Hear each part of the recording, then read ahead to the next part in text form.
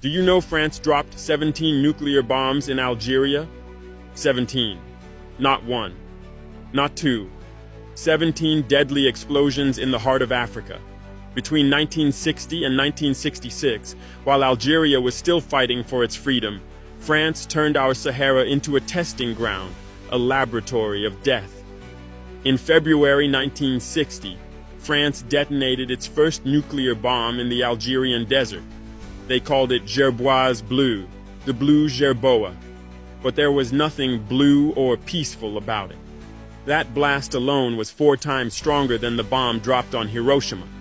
The explosion tore through the sands of Ragun, sending radioactive dust across the desert, across villages, across people who had no idea what was happening.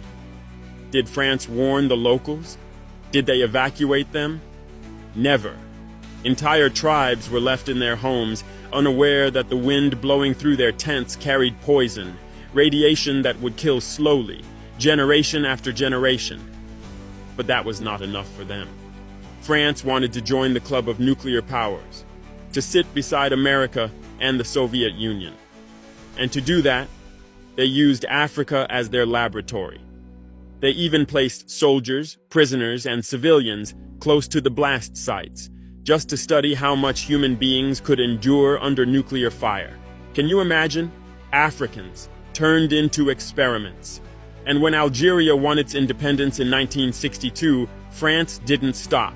Under the Evian Accords, they negotiated the right to continue their nuclear tests in the Hagar Mountains, deep underground this time, far away from the eyes of the world.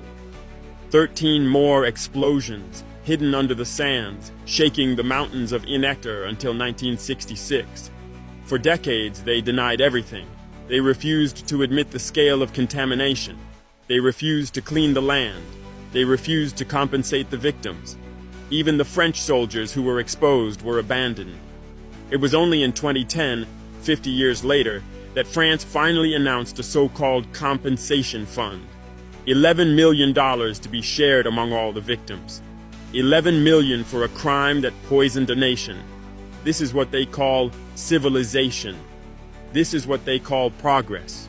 They tested nuclear weapons on African soil, then walked away as if nothing happened. But the radiation remains, in the sand, in the water, and in the blood of those who still live there.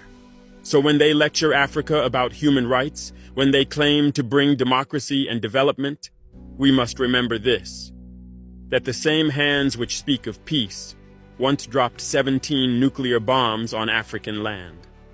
All African youths must be aware of our history, share to them,